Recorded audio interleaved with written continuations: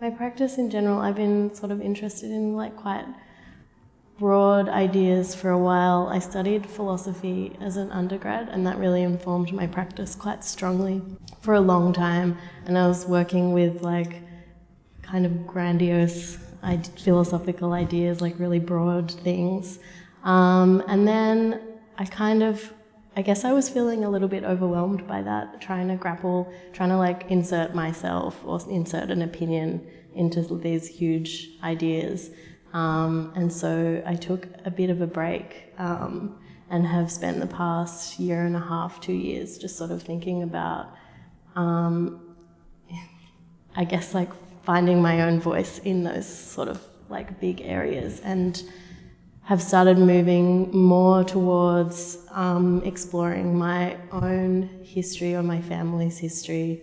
So have been doing a lot of research into this really small town where my mother's parents have lived, and the family's been there for I think over 100 years. So still, and then thinking about concepts like nostalgia, broad themes like that in an Australian context and how damaging that can be.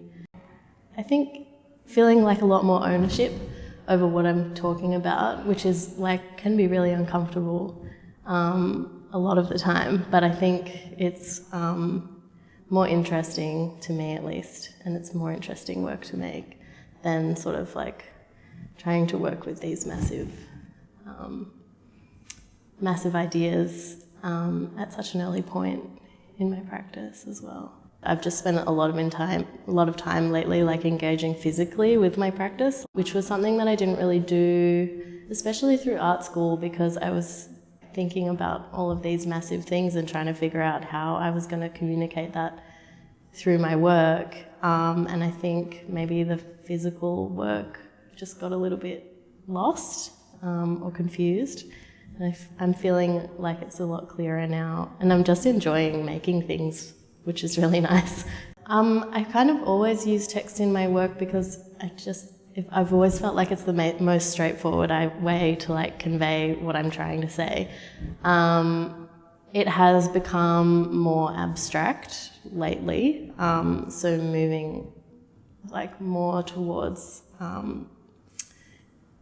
fragments of text or like poems. I don't know, there's just something really nice about reading to me, which was important for my work. I like that it's this really lovely internal process that everybody takes at their own speed, and which is why often text in my work is, I guess there's usually some kind of a barrier to reading it immediately, like you might have to walk around the work or you might have to look at it for a little while to separate the words. And that's really important to me, that it's like a slow reading process, and everyone has to be like kind of in their own head, which is why I rarely do like readings or anything like that. I think doing 2 bachelor degrees at the same time, and then honours, I did a lot of academic writing, very like formal, and it took quite a lot to break out of that, but I'm having a lot of fun.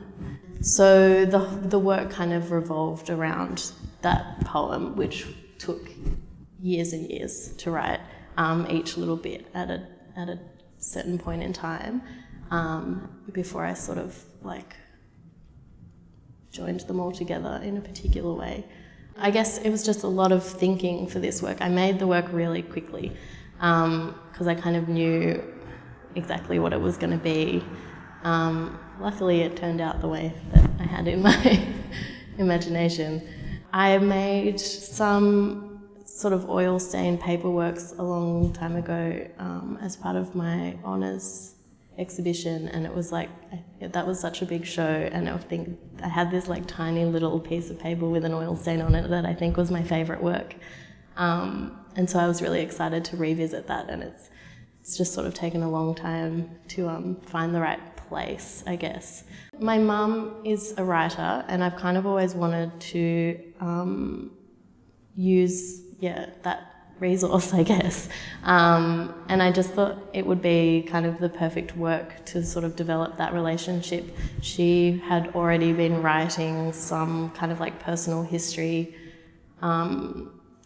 autobiographical sort of work, and I was making work about nostalgia and about home and place and things like that, and it just seemed to sort of come together perfectly.